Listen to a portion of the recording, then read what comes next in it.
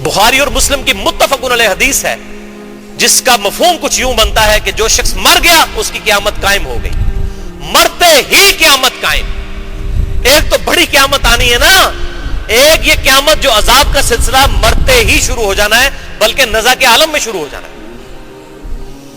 اس کو کہا گیا کہ عذاب کے آنے سے پہلے پہلے اپنے رب کی طرف رجوع لاؤ اور سر تسلیم خم کر دو۔ اسی طریقے سے قرآن حکیم میں وہ آیت بڑی امپورٹنٹ ہے، سورہ التحریم میں، یا ایھا الذین آمنوا توبوا الی اللہ توبۃ نصوحا، اے ایمان والو اللہ کی طرف توبہ کرو، اور توبہ ایسی کرو جو آگے کو نصیحت بھی ہو جائے۔ صرف توبہ استغفار کی تسبیح نہ ہو، نصیحت ہو جائے، یعنی توبہ کر کے ہٹیں اور پھر وہی جرم شروع کر دیا۔ قرآن تو اس کو توبہ ہی نہیں مانتا۔ توبہ تو یہ ہے کہ گزشتہ گناہوں پر شرمندگی، آئندہ ان گناہوں سے بچنے کا پکا عہد کرنا، اور پھر اللہ تعالیٰ سے مسلسل ہدایت کی دعا کرتے رہنا کہ اے اللہ اس توبہ پر مجھے استقامت نصیب فرما۔ یہ ہے توبہ، توبۃ نصوحا، ایسی توبہ جو آئندہ کو نصیحت ہو جائے۔ اگر نصیحت نہ ہوئی تو وہ توبہ کیسی ہے؟ وہ تو انسان اپنے ساتھ بھی دھوکہ کر رہا ہے، اور اللہ تعالیٰ کو بھی اپنے گمان میں دھوکہ دیا چاہتا ہے، لیکن اللہ ہی ایسے شخص کو غافل کر کے مارے گا۔ اور پھر ساتھ ہی فرما دیا گیا کہ توبہ کا سمبل کیا ہوگا، وَاتَّبِعُوا أَحْسَنَ مَا أُنزِلَ إِلَيْكُم مِّن رَّبِّكُمْ، اور اتباع کرو اس بہترین چیز کی جو اللہ تعالیٰ نے تمہاری طرف نازل کی ہے، من ربکم، تمہارے رب کی طرف سے نازل ہوئی ہے۔ یعنی کیا چیز؟ یہ قرآن۔ اس قرآن کی پیروی کرنا اصل میں توبہ پر استقامت کی اور صحیح توبہ کی دلیل ہے۔ من قبل ان یأتیکم العذاب، اس سے پہلے کہ تم پر عذاب آ تھمکے، موت کا، بغتتاً، اچانک، وانتم لا تشعرون، اور تمہیں شعور بھی نہ، ہوش بھی نہ رہے کہ ہوا کہ میرے نال۔ میں وہ ایئر کریش انویسٹیگیشن دیکھ رہا تھا، مجھے بڑا شوق ہے، نیشنل جغرافک چینل کے اوپر ایئر کریش انویسٹیگیشنز لگتی ہیں، تو ان میں سے ایک کوئی خاتون تھی، ان کا انٹرویو بعد میں لیا گیا، وہ 350 مسافروں میں سے ایک خاتون بچی تھی ایئر کریش میں، 350 میں سے، وہ بھی جہاں پہ وہ پر اور فیوزلاج کا وہ جوائنٹ ہوتا ہے نا، وہ وہاں پر بیٹھی ہوئی تھی۔ وہ ذرا جگہ مضبوط ہوتی ہے ایئر کریش میں، اگر کوئی بچت ہونے والی ہو تو اس جگہ پہ بیٹھے، اس کی بھی خیر ہڈی پسلی ٹوٹ گئی، الٹیمیٹلی ریکور کر گئی۔ اس کا جب انٹرویو لیا گیا کہ جی جب اناؤنسمنٹ ہوئی تھی جہاز کے کیپٹن کی طرف سے کہ اب یہ جہاز بچنے والا نہیں ہے، تو اس وقت آپ پہ کیفیت کیا طاری ہوئی تھی؟ وہ کہنے لگی کہ میرے پہ صرف ایک کیفیت طاری ہوئی کہ کیا میں نے اتنی چھوٹی عمر میں مر جانا تھا؟ میں نے تو سوچا بھی نہیں تھا، میری تو دادی بھی ابھی زندہ ہے کہ میں نے اتنی چھوٹی عمر میں مجھے موت آ جانی ہے۔ یہ تھا وہ ایک لمحہ، یہ سمجھے کہ ایک جو بندہ موت کے منہ سے نکل کے آیا نا، اس کی یہ آپ بیتی ہے۔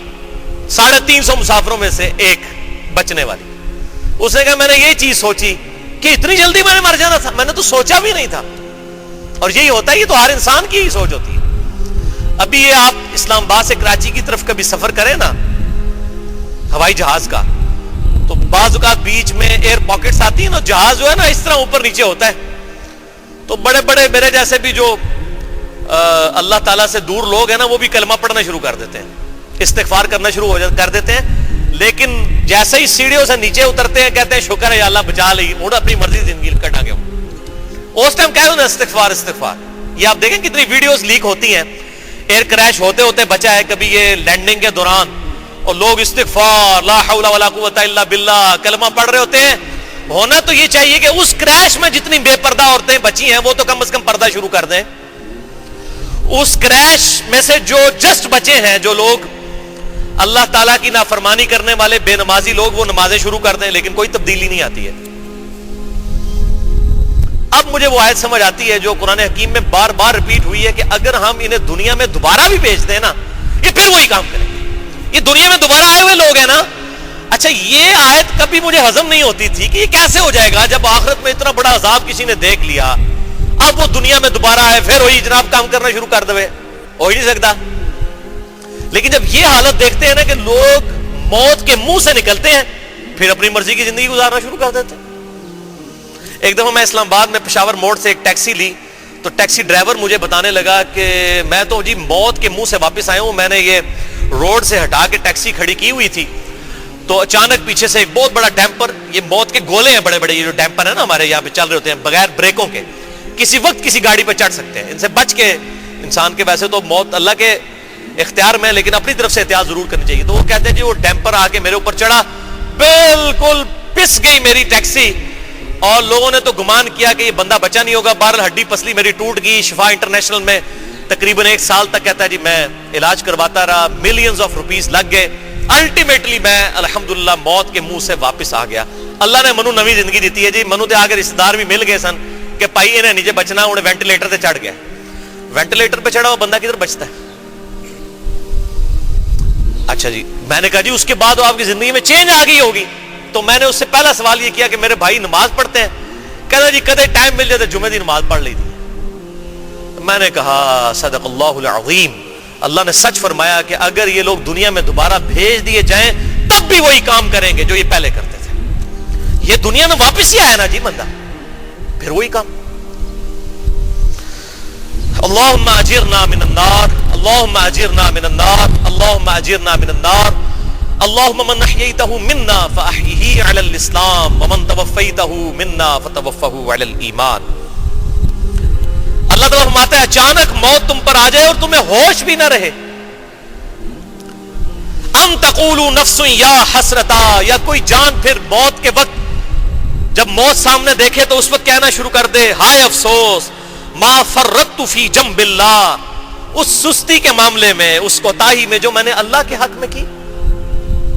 وَإِن كُنْتَ لَمِنَ السَّاخِرِينَ, اور تو دنیا میں مذاق اڑانے والوں میں ہی تھا. یہاں بھی لوگ دیندار لوگوں کا مذاق اڑاتے ہیں. کوئی جوان آدمی داڑھی رکھ لے انہوں کہتے ہیں تکو جی نے جوانی جی روگ لا لیا.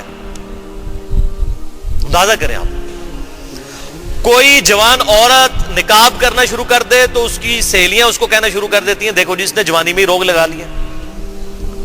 یعنی دین پہ چلنے کو یہ روگ لگانا سمجھتے ہیں. اللہ تعالیٰ ہمارا یہ نہ ہو کہ اس وقت کوئی کہے کہ ہائے افسوس میں نے اللہ کے حق پہ جو سستی کی, میں تو مذاق ہی اڑانے والوں میں رہا. او تقولو, یا پھر یہ کہنا شروع کر دے لو ان اللہ ہدانی, کاش دنیا میں اللہ نے ہی اگر مجھے ہدایت دے دی ہوتی, لکنت من المتقین, میں بڑا پرہیزگار ہوتا. یہ وہی بات جو لوگ کرتے ہیں. اور جی دعا کرو اللہ تعالیٰ توفیق, آج تک کسی نے کہا جی دعا کرو جناب میں ہوں کھانا کھان چلا اللہ تعالیٰ توفیق دے میں روٹی منہ پا ہی لواں؟ نہیں. یا کوئی بندہ پیشاب کرنے کے لیے جا رہا اور کہ جی دعا کرو میں صحیح سلامت کر رہا ہوں, حالانکہ بہت بڑی آزمائش ہوتی ہے. پیشاب کا نکل جانا اللہ تعالیٰ کی طرف سے بہت بڑی نعمت ہے. رک جائے تو زمین و آسمان کی ساری مخلوقات مل کے کسی کا پیشاب نہیں جاری کر سکتی, لیکن کوئی شخص نہیں کہتا کہ جی دعا کرو جی. کیوں؟ وہ ہمارے اندر پیشن ہوتا ہے کہ جی کرنا ہے.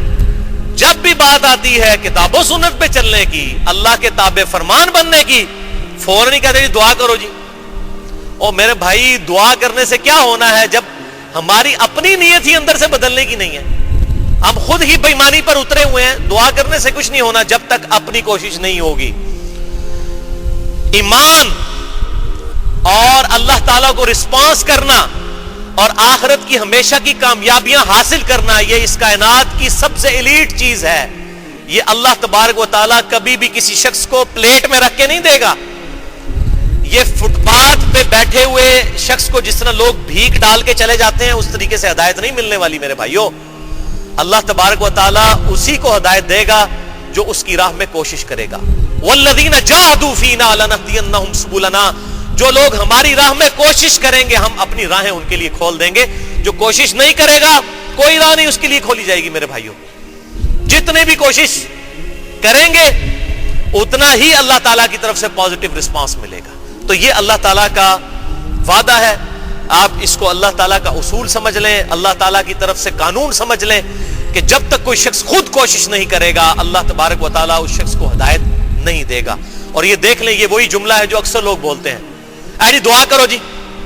اللہ ہمارا یہ نہ ہو کہ موت آ دھمکے تم پر اور تم کہو ام تقولوا لو ان اللہ ہدانی لکنت من المتقین, اگر اللہ ہی مجھے ہدایت دے دیتا میں پرہیزگاروں میں شامل ہو جاتا. یعنی یہ اپنی گمراہی کا وبال بھی اللہ پہ ہی ڈال دیا. نعوذ باللہ من ذالک. او تقول حین تری العذاب, یا تم میں سے کوئی شخص یہ کہنا شروع کر دے جب موت کا عذاب اس پر آ جائے, لو ان لی کرۃ فاکون من المحسنین, اگر کاش میں دنیا میں دوبارہ ایک دفعہ چلا جاؤں نا تو میں نیکوکاروں میں شامل ہوں. یہ وہی بات, ایک بار پھر یا اللہ دنیا بھیج دے. کچھ بھی نہیں ہونا میرے بھائی, جس طرح پہلے زندگی گزر رہی تھی اس طرح ہی گزرے گی. جس نے اس دنیا کی زندگی میں گاڈ کو سیریس لیا اسی نے اگر دوبارہ دنیا کی زندگی میں آیا اسی نے ہی دوبارہ گاڈ کو سیریس لینا ہے, اور جس نے کیجول لیا اس نے کیجول ہی لینا ہے. موت کے وقت جتنے یہ لیم ایکسکیوزز انسان کہے گا نا, کاش میں دنیا میں دوبارہ بھیج دیا جاؤں, کاش مجھے موقع مل جاتا میں نیکوکاروں میں شامل ہو جاتا, یہ جتنے بھی لیم ایکسکیوزز ہیں, کاش اللہ تعالیٰ مجھے زبردستی ہدایت دے دیتا تو میں ہدایت پہ ہوتا, ان کے جواب میں اللہ تعالیٰ نے یہی ہم پر مہربانی فرماتے ہوئے موت سے پہلے ہی اس کا جواب دے دیا. سنیں, بلا قد جاءتک آیاتی, کیوں نہیں اے انسان تیرے پاس میری آیتیں تو آئی تھی, قرآن کی شکل میں اتنی بڑی دھمکی تو آئی تھی. فکذبت بہا, تو اس کو جھٹلاتا رہا. کسی نے تو قرآن کو ماننے سے انکار کر دیا, کسی نے قرآن کی ماننے سے انکار کر دیا. ایک ہے اللہ اور اس کے رسول کو ماننا, اور ایک ہے اللہ اور اس کے رسول کی ماننا. صرف کو ماننے سے کچھ نہیں ہوگا, کی ماننی پڑے گی. تو میری آیات تو تیرے پاس آئی تھی, واستکبرتا, لیکن تو تکبر ہی کرتا رہا. وکنت من الکافرین, اور تو انکار کرنے والوں میں ہی رہا. یہ کافر کا ترجمہ فوراً وہ لے لیتے, کوئی ہندو, کوئی عیسائی, کوئی سکھ. اور بھائی کافر عربی زبان میں کہتے ہیں انکار کرنے والوں کو. یہ کافر جو ہے نا, یہ پنجابی والا کافر نہیں ہے, یہ عربی کا ہے. عربی زبان میں کافر کہتے ہیں انکار کرنے والے کو, چاہے وہ عقیدے میں انکار کرے وہ بھی کافر, چاہے اپنے عمل میں انکار کرے وہ بھی کافر. عقیدے کے انکار کو تو ہم سبھی کفر سمجھتے. کوئی اللہ اور اس کے رسول کو نہیں مانتا کافر کہا جاتا ہے, جو اللہ اور اس کے رسول کی نہیں مانتا شریعت کی ٹرم میں وہ بھی کافر ہے. عملاً اعتقاداً مسلمان لیکن عملاً تو کافر. لہذا جن جن آیات میں یہ کفر کی بات ہو رہی ہے وہ ساری فٹ ان ہوگی اسے. صحیح مسلم میں حدیث ہے انٹرنیشنل نمبر کے مطابق کتاب الایمان چیپٹر میں 246 نمبر, کہ آپ صلی اللہ علیہ وسلم نے فرمایا کہ بندے کے کفر, بندے کے شرک اور ایمان کے درمیان فرق نماز ہے. یعنی نماز پڑھنے والا مومن اور مسلم, اور نہ پڑھنے والا عملاً تو کافر ہے. اسی کی ایکسپلینیشن جامعہ ترمذی کی صحیح حدیث ہے انٹرنیشنل نمبر کے مطابق 2621, کہ آپ صلی اللہ علیہ وسلم نے ارشاد فرمایا جس شخص نے جان بوجھ کر نماز ترک کی گویا اس نے کفر کر دیا. کیوں؟ عملاً تو اس نے اللہ کی نہیں مانی نا. اب وہ بے شک کہتا رہے میں عقیدے میں مسلمان ہوں, عملاً تو اس نے اللہ کا انکار ہی کر دیا, اس کے محبوب صلی اللہ علیہ وسلم کا انکار ہی کر دیا. تو اللہ تعالیٰ فرماتا ہے میری آیات آئی تھی لیکن تو انکار کرنے والوں میں رہا. وَيَوْمَ الْقِيَامَةِ تَرَى الَّذِينَ كَذَبُوا عَلَى اللَّهِ وُجُوهُهُمْ مُسْوَدَّةٌ, اور قیامت والے دن وہ لوگ جنہوں نے اللہ کے اوپر جھوٹ باندھا. کیا جھوٹ باندھا؟ اے اللہ جو کچھ بھی ہے تیرے محبوب کی امت سے ہیں, یہ جھوٹ باندھا. یہ اللہ کے محبوب کی تعلیمات ہے صلی اللہ علیہ وسلم. ٹھیک ہے آپ صلی اللہ علیہ وسلم کی شفاعت نصیب ہوگی, لیکن اس کی بنیاد پر کہیں اللہ کے محبوب صلی اللہ علیہ وسلم نے یہ نہیں کہا کہ تم دیدہ دلیری کے ساتھ میری مخالفت پہ اتر آؤ, اللہ کی نافرمانیاں شروع کر دو, اور پھر کہو کہ جو کچھ بھی ہے اللہ تیرے محبوب کی امت سے ہے. اگر دنیا میں مورل لاز ایکٹیو ہوتے واللہ اسی وقت آ کے سر پہ جوتی پڑتی کہ محبوب صلی اللہ علیہ وسلم کا نام لیتے اور کرتوت اپنے دیکھو. یہ تو اللہ تعالیٰ کی طرف سے مورل لاز ایکٹیو نہیں ہے, دنیا میں صرف فزیکل لاز ایکٹیو. آپ زبان پہ کوئلہ رکھیں گے زبان جل جائے گی, جھوٹ بولنے سے زبان نہیں جلے گی, کیونکہ جھوٹ بولنا ایک مورل جرم ہے, اخلاقی جرم ہے. قیامت والے دن یہ تمام مورل لاز ایکٹیو ہو جائیں گے. اسی لیے قرآن حکیم میں ہے کہ جو لوگ یتیموں کا مال نہ حق ہڑپ کرتے ہیں اپنے پیٹوں میں دوزخ کی آگ بھر رہے ہیں. حالانکہ دنیا میں تو یہ آگ نہیں محسوس ہو رہی, پورے پلاٹ ہضم کر جاتے ہیں لوگ, کچھ محسوس نہیں ہوتا. داڑیاں بھی رکھی ہوتی ہیں, نمازیں بھی پڑھ رہے ہوتے ہیں, لوگوں کی جائیدادوں پہ قبضہ کیا ہوتا ہے, بہنوں کی وہ وراثت دبا جاتے ہیں, بڑا بھائی ہے تو چھوٹے بھائیوں کی جائیداد دبا لیتا ہے. اور جنازہ بھی ہزاروں لوگ پڑھ جاتے ہیں اور لوگ کہتے ہیں بڑا خوش نصیب ہے. یہ تو اللہ تعالیٰ کی بارگاہ میں تو اس کا کوئی کرائٹیریا یہ والا تو نہیں ہے نا.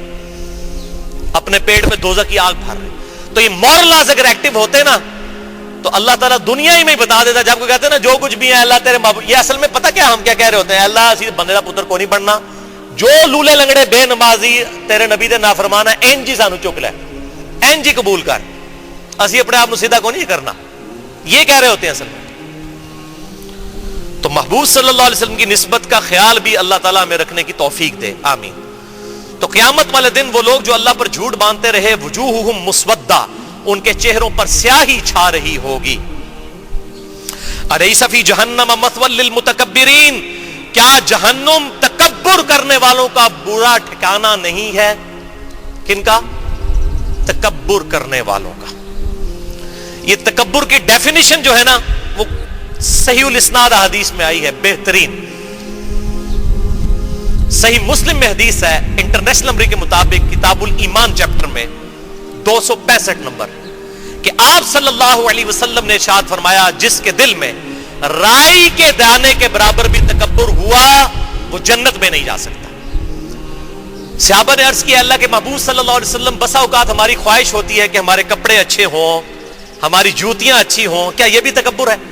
آپ صلی اللہ علیہ وسلم نے ارشاد فرمایا یہ تکبر نہیں ہے, اللہ بھی خوبصورت ہے اور خوبصورتی کو پسند فرماتا ہے. تکبر یہ ہے کہ تم حق بات سے اناد کرو اور دوسروں کو حقیر سمجھو. یہ دو چیزیں. حق بات سے اناد کیا ہے؟ اگر کوئی بات کتاب و سنت میں آ گئی اور میرے دل نے گواہی دی کہ بات ٹھیک ہے, اب میں اس کو قبول نہیں کرتا, میرا تکبر ہے, میری اکڑ ہے. اگر کسی شخص نے بخاری اور مسلم میں نماز کا طریقہ پڑھ لیا کہ آپ صلی اللہ علیہ وسلم رکوع میں جاتے وقت اور رکوع سے اٹھتے وقت رفع الیدین کرتے تھے, اب وہ کہ جی میرے بزرگ پاگل سن, ایڈے وڈے وڈے علماء غلط کام کرتے رہے نے. او میرے بھائیو, یہی تو تکبر ہے.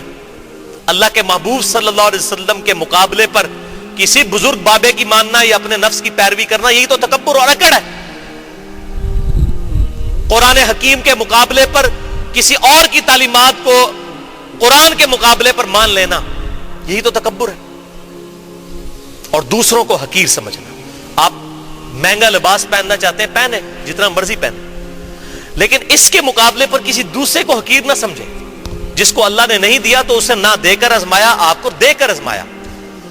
اس کی بنیاد پر کسی کو حقیر جاننا, یہ اللہ تبارک و تعالیٰ کے عذاب کو دعوت دینے والی بات ہے. یہ ہے اصل میں تکبر. اچھا لباس پہنے, بے شک پہنے, لیکن کسی دوسرے کو حقیر نہ سمجھے.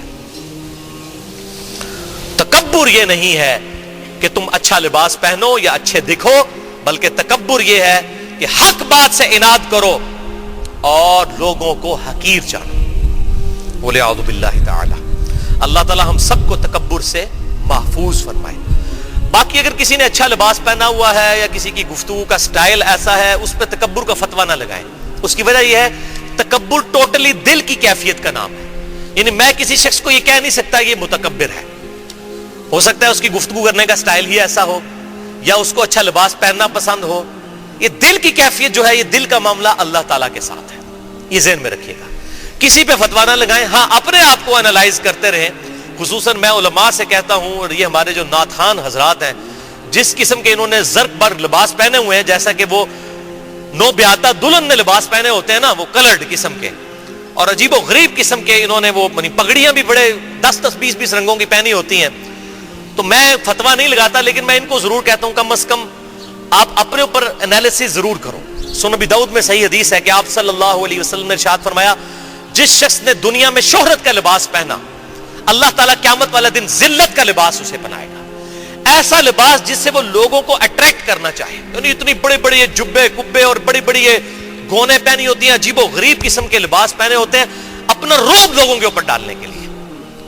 یہ جو معاملات ہوتے ہیں نا, اس طرح کے معاملات انسان کو جو ہے نا وہ تکبر کے اندر مبتلا کر دیتے ہیں, اور پھر اس میں بڑا خطرہ ہوتا ہے کہ انسان جو ہے وہ راہ راست سے ہٹ جائے.